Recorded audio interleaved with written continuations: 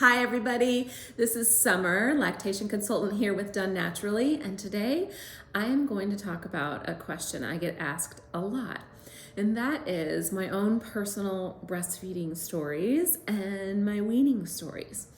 So I'm going to share these with you not as a way to expect that anybody should do what I did, nor that what I did is the only way or that it's the best way. This is just my story with my boys. So as you know, I have 3 boys from my body. I do have a stepson as well. My 3 boys are Tevin, he is 20 and a half, and Luna, who is 18, and Zaya, who is 15. So this has been a bit ago, but I did breastfeed into preschoolhood and elementaryhood. Yes, we will talk about that. So you can hear about that. I'm going to chat first about Tevin. Tevin was my NICU baby. He was born at 35 weeks plus a couple of days. And he was a great size. He was 7 pounds, 5 ounces. So big baby for 35 weeker. And I did not have diabetes, so he was just big. Or my dates were off, or I just have a really hot oven and it cooked them fast, or cooked him fast. I don't know.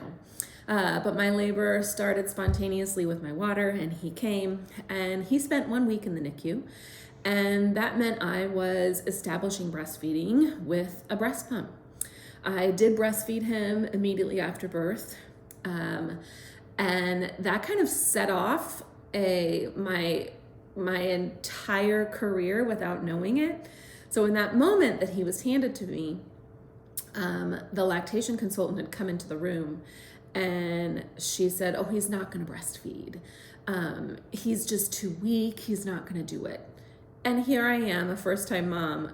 That's all I had been thinking about, was the moment that he would be in my arms and nurse and latch on and snuggle. And so that really ticked me off. And I said, she wanted to whisk him away to the NICU. He was what we call singing or grunting, and he had nothing else going on. And I asked if I could have some time with him, and I'm glad I asked, because they said yes. So I kept him for about an hour and put him to the breast, and he nuzzled, he latched on, he nursed. Now, as a lactation consultant, I know that, at that moment as a 35 weeker, his nursing wasn't as strong as a full-term baby would have been, but it met my need. And that was really important for me. And in that moment, looking back, not only in the moment did I feel really angry, but now as an LC, it's really important to me to listen to my families, and that person didn't, and she was very dismissive, and we have to remember to honor people's feelings. So anyway, he did breastfeed, and we spent a week in the NICU, and I was not well supported by a lactation team there. In fact, that's what triggered me into becoming a lactation consultant, was the poor care that I received. There was a moment I remember where we had finally gotten to try breastfeeding, and this was probably 3 days in or so. He had an NG tube. I was pumping every 3 hours like a good student, and bringing it to him. And so we were in the corner behind this sheet in this tiny little space, just barely, there was barely enough room for my elbows to come out. And the lactation consultant peeked over the room divider, or whatever that thing was, and said, "How's everything going?" And I remember just sitting in this uncomfortable chair, holding Tevin, and had been trying to do it without any guidance. There was no one telling me what I needed to look for, what swallows looked like, what latch looked like zero. And I looked up at her and I started crying, and I said, "I have a blister on my nipple." And she said, "Oh, you'll be fine. Just keep going," and walked away. That was it. And we got discharged after 7 days. No one told me if I need to keep pumping, if I should just transition to full breastfeeding. is he capable of doing that? How do I know he's getting enough? Like, none of that. I don't know, like, other than my sheer desire and like trust and the womanly art of breastfeeding, the book that I, consider like the Bible of lactation, that I like folded over every corner and highlighted and just like kept that thing by my side. That's how I succeeded. Along with the support of a breastfeeding support group that I went to every week. But I had horrible care in the hospital. All they did was tell me to pump, which I religiously did, and my milk volume came up, and somehow we got discharged, and somehow, it all worked out. That's not always the case. As you guys know, I work with the families. I've worked for 10 years with families in the NICU, and I work now with them on the outpatient side once they're discharged. So, here I am. It worked. He was always my string bean. He was a slower grower and had a lean body, but he had these massive chubby cheeks. I breastfed him for 14 months. I had the goal of a year, and I got to a year and thought, oh, we're done. Great. Okay, now what? And I didn't know that there could be a then something else. And that's probably more of my type A in me, that my boys have considerably changed my personality type. I'm much more relaxed now.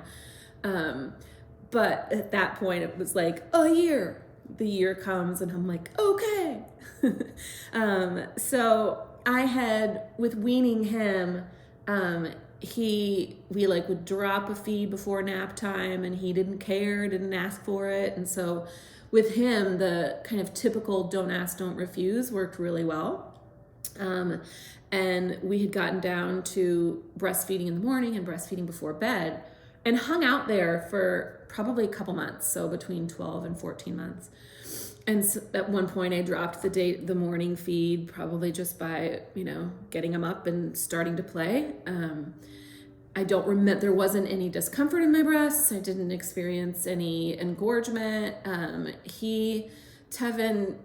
now at 20, it's funny, you look at their personality type and you see how it makes so much sense as how they were as a baby. And he is like Mr. Laid Back, Mr. He will go without eating and just not really care. He won't ask for help if he needs help. Like, he's just so chillax. And, that played a part in our breastfeeding relationship. We had a lovely breastfeeding relationship, but it's funny to look back at that. And as far as weaning, one night, my husband and I were sitting there, and he was like, or I said, what if I don't breastfeed him before bed? And he was like, I don't know, we can try it. And I was like, you think? And he was like, yeah, why not? I was like, okay, you put him down. And he was like, okay. So he went upstairs. I'm sitting down in this little chair thinking, oh my gosh, I'm waiting for my husband to come down, to hear Tevin cry, to be like, oh my God, that didn't work. We need you up here. And it didn't happen. And he came down and was like, he's good. He's asleep. And I was like, wait, what? I don't understand. Like, why wasn't it a challenge? And then I was struck with the unexpected feeling of, wait, I wasn't ready to be done. And so then the next night, I had been processing it, and I'm like, okay, he can go to bed without breastfeeding. I've made it 14 months. Like, is it okay? Like, am I okay with that? Like, he didn't fight, so it's clearly okay with him. And so my husband put him to bed again, and we didn't breastfeed, and that was that. But I was anticipating it to be more of a challenge than it was. The other challenge that I had with Tevin was reoccurring plug ducts. I couldn't tell you how many of those I had. I would have a plug duct, it would last 3 or 4 days, it would go away for a couple days, and I would get another one. I experienced that for at least the first 6 months. I got really good at what to do. I would hot diaper, I would lay in bed, I would like essentially give myself bed rest and just breastfeed.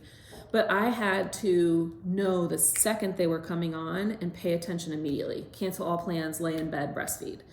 And if I didn't and I ignored it to where I was like, oh, it's probably not that again. It probably isn't. And the day would go by and then my breast would be so angry and it would take me that much longer to resolve it.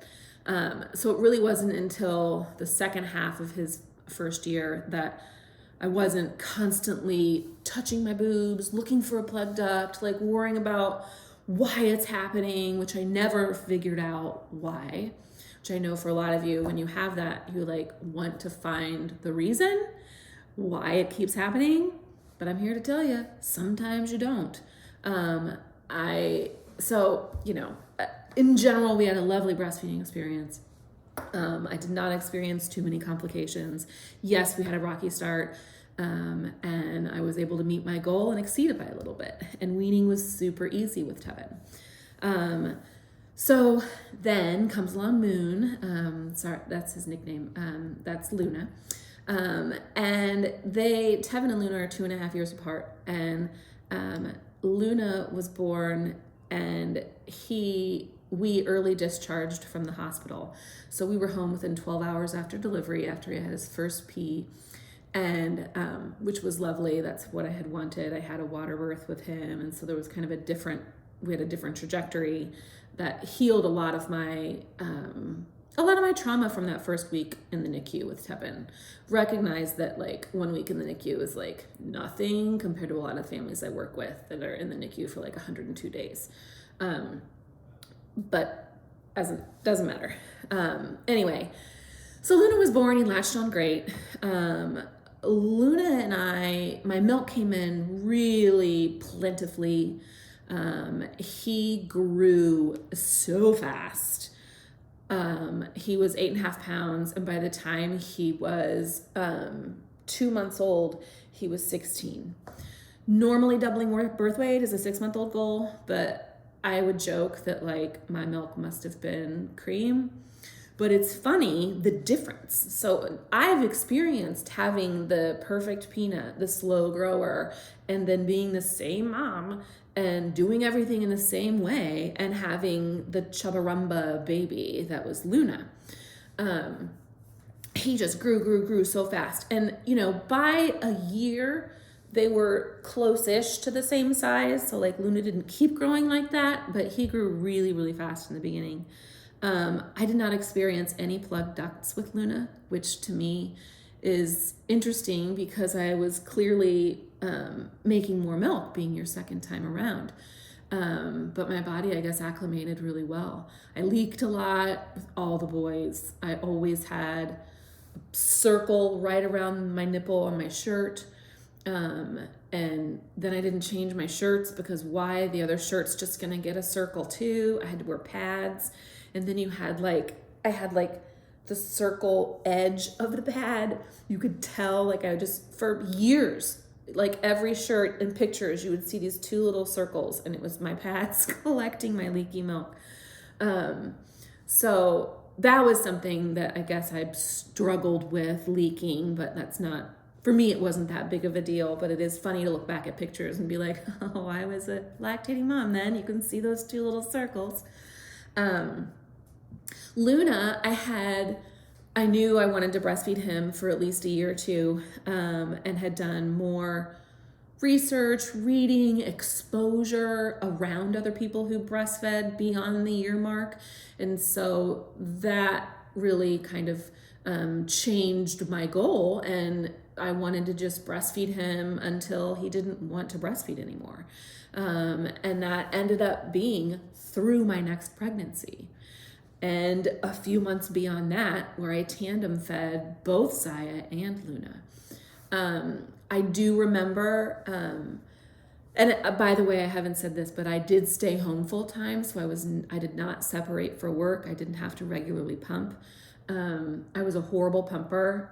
When I did try, I would spend 20 minutes pumping and get like 1/8 of an ounce. Now looking back, terrible flange sizing. We didn't size down. There weren't smaller sizes. And I probably needed like a 15 or 16 or 17 millimeter. And I was using a 24. So that was certainly a challenge for me, was being able to pump for date nights.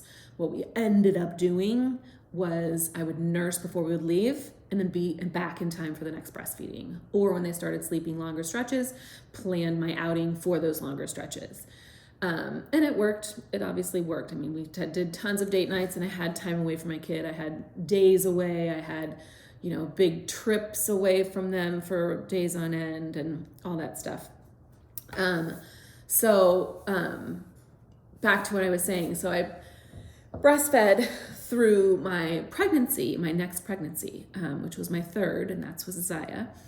And I remember the feeling that I got in the first trimester, maybe first 16 weeks or so, where my nipples were incredibly tender again.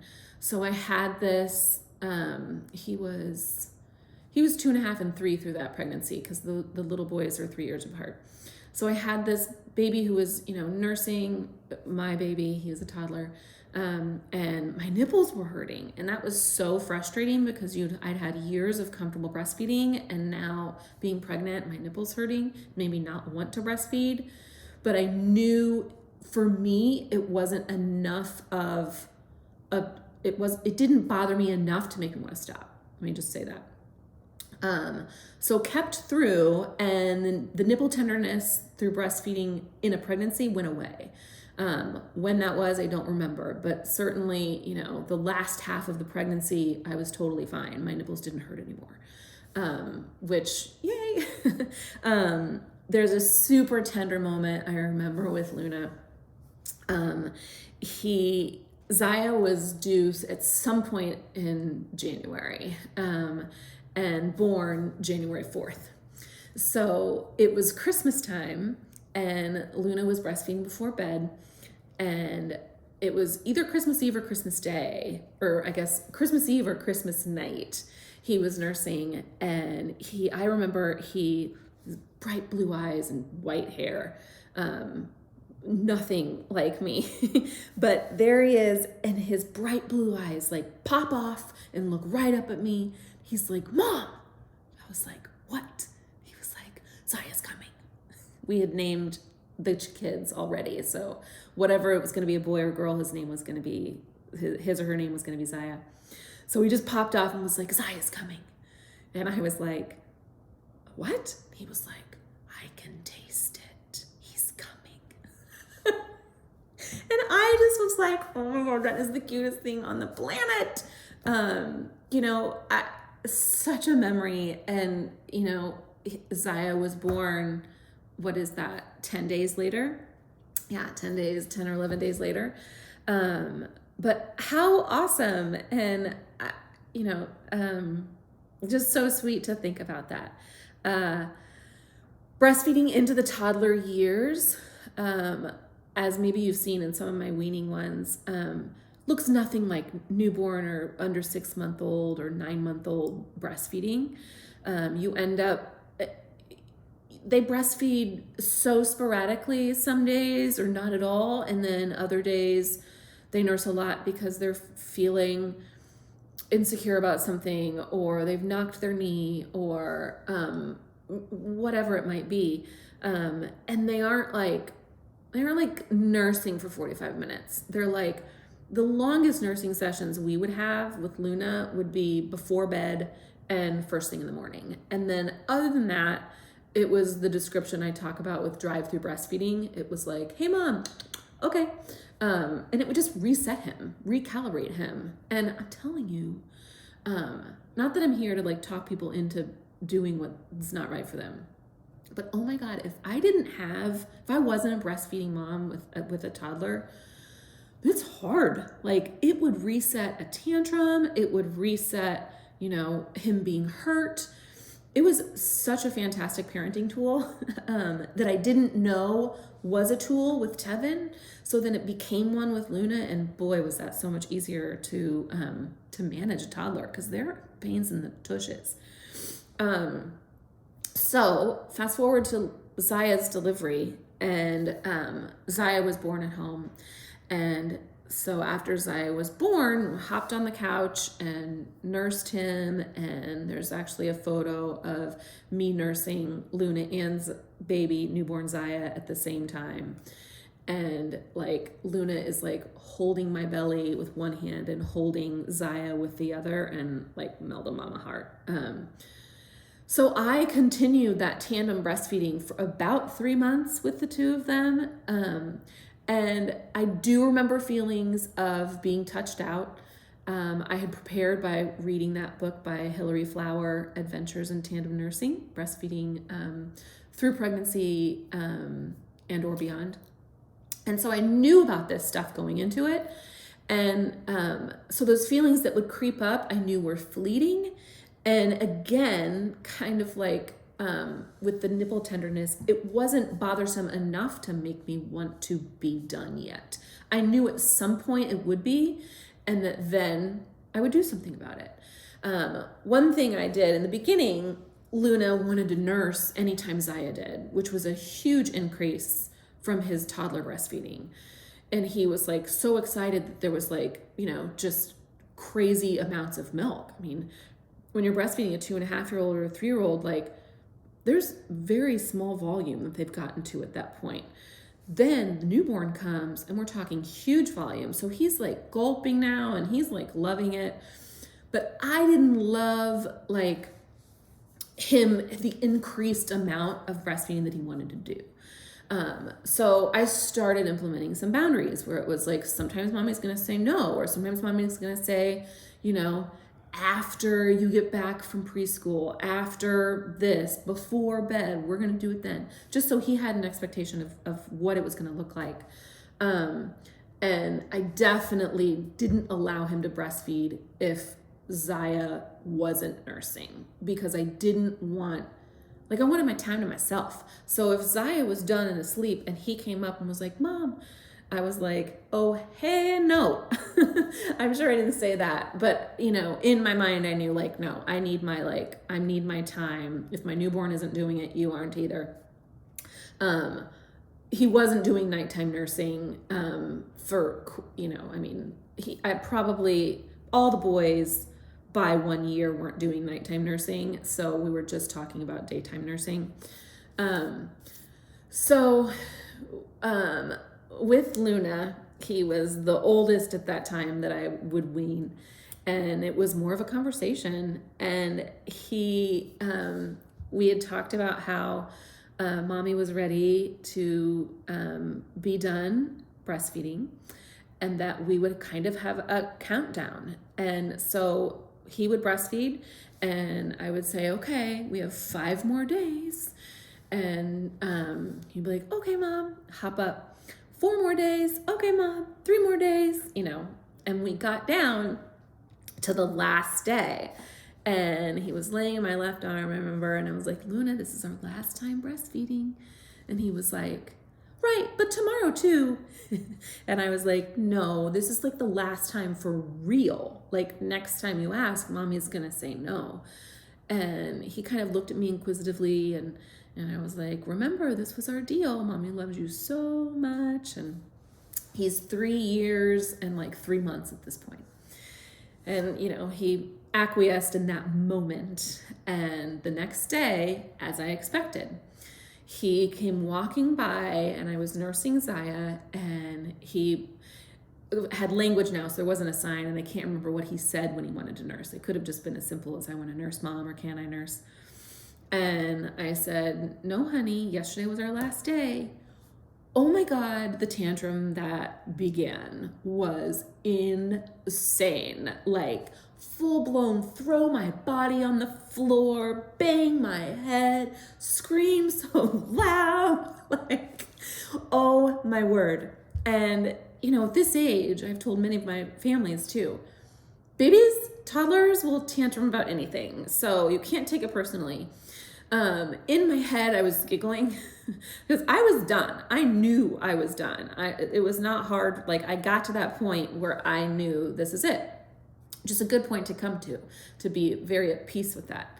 So that tantrum happened and I just let it happen. And, maybe it took 5 minutes and then he wandered off. And then the next day he asked again and I said, no. And the tantrum that time was shorter. Third day, asked again, said no, even shorter tantrum. By 4 or 5 days, I remember the last time, it was around something like that. He walked by and he goes, can I nurse mommy? And I go, no, honey. And he goes, okay, and kept walking.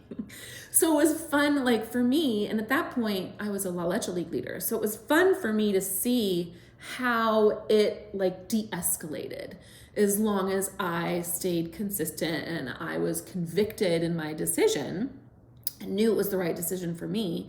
And he responded well. For a 3.25-year-old, or as expected, right? When we're doing, as I call more parent-directed weaning, where, at some point you have more boundaries and say over when you nurse or when you don't, you can expect some fight back. Like, that's okay, perfectly acceptable. And I was ready at that point. Part of my, the kind of drive for me to wean Luna was because I was ready just to have my newborn. I just wanted to focus on my newborn Zaya and not worry about nursing Luna. With Zaya, he latched on right away. I never had any latch trouble with Zaya. I didn't have latch trouble with Luna. Tevin was the only one I had nipple damage with.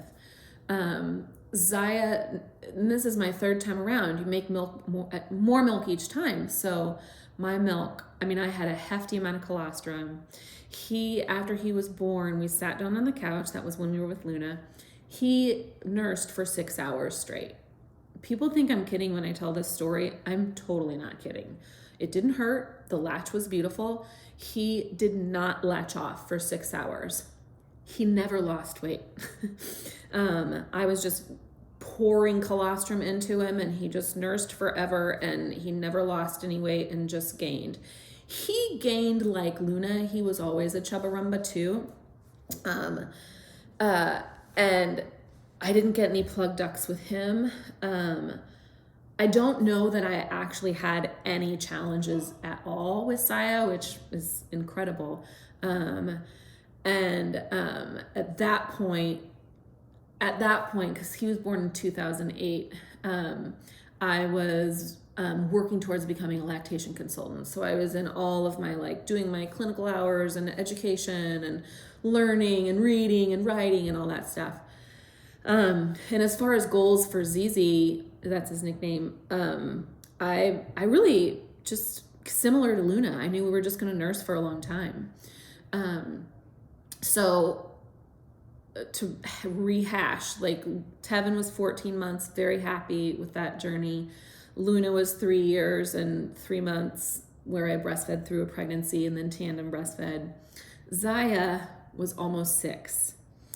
And I'll tell you a little bit about that. So he nursed for well into all through preschoolhood. And just FYI, that, like I mentioned with Luna, you don't know when they're nursing. It could be you don't do it today and tomorrow and then you do it before bed. It always seemed to surround nap time and bedtime as we nursed into the 3, 4, and 5-year-old age. And sometimes it wouldn't happen. If I wasn't home at night, then he wouldn't nurse before bed. If I wasn't home around nap time, he wouldn't nurse. And obviously, he did just fine. He could go to sleep without nursing at that age. But if I was around, it was what we did. When I got to the point when I was ready to be done, so we had a deal that we would breastfeed and wean when he started kindergarten.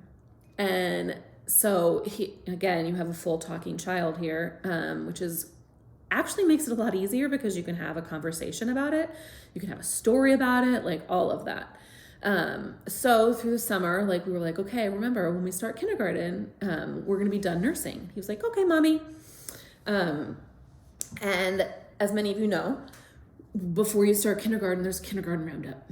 And that's like a couple weeks before, or, I don't know if it's the month before. But the kids go and they meet their teachers and they get ice cream and like get their seat assignments and meet their teachers and friends. And, it's a blast.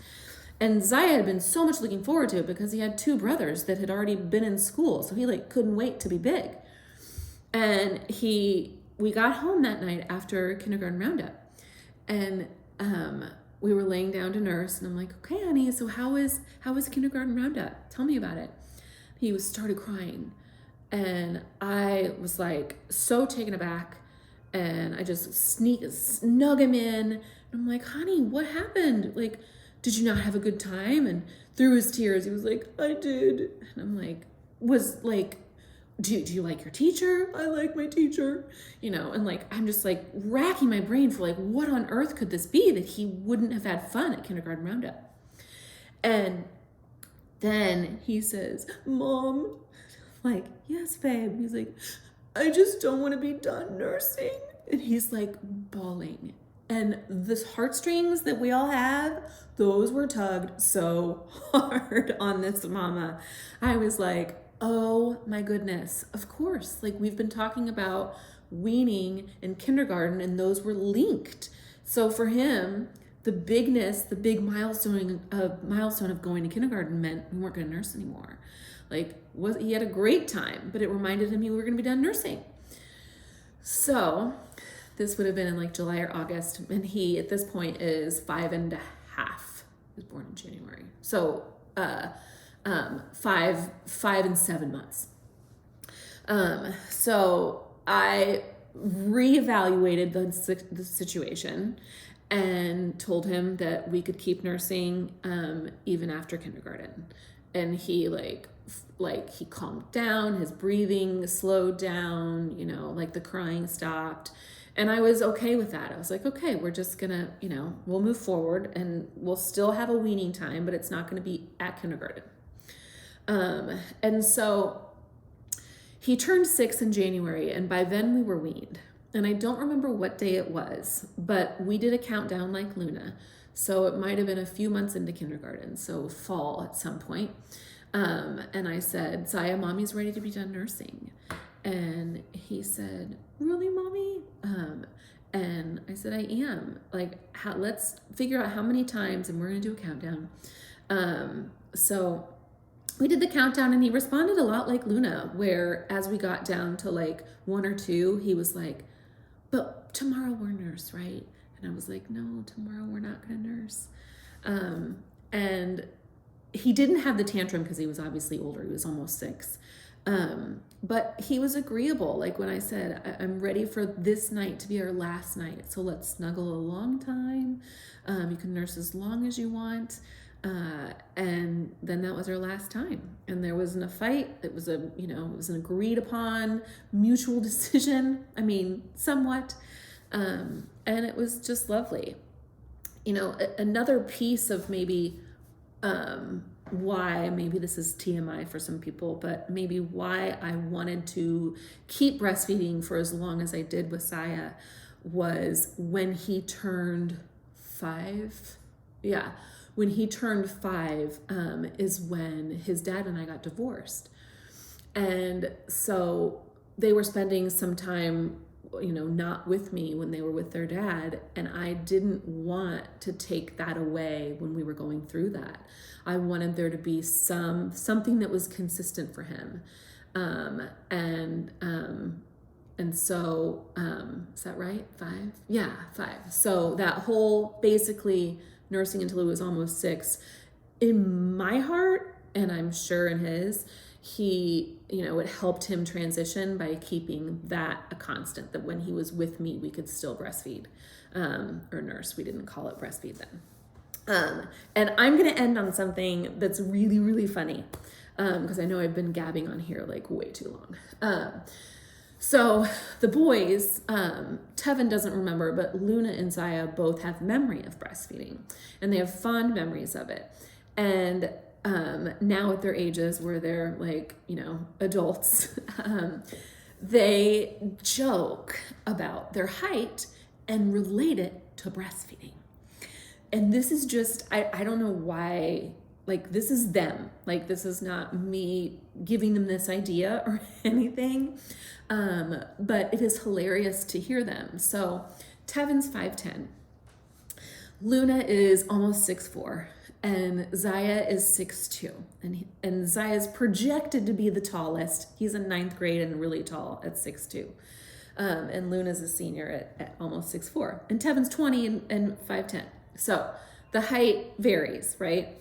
So they joke. Like, Luna says that he's the tallest right now because he got to breastfeed and get 2 doses of colostrum. The fact that they know this is totally, it's lactation consultant children.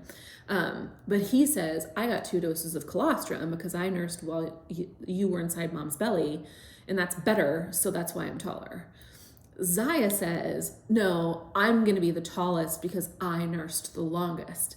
Keep in mind, Tevin nursed the shortest. So while this is happening between Zaya and Luna, like, Tevin's over here like, okay, dudes. And like, no, Tevin, it's okay. Like, like, you nursed the shortest, but that's probably not why you're the shortest. It is hilarious, these boys. It's funny to hear them, like, when they have friends coming over and, their friends are like, your mom has a car that says breastfed on it. And my boys will be like, yeah, it's because that's her job. They're like, what's her job? And they'll be like, she's like a boob therapist, is what they say. So anyway, that's my story with breastfeeding the 3 boys, and all very different, all different lengths, all lovely, with my own challenges inside of there. And I learned a lot through each one of those that then, shaped the next experience. So that's my story. Now those of you that have been curious or wondered, now you know.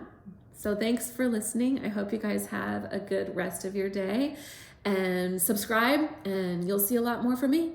Okay, bye everyone.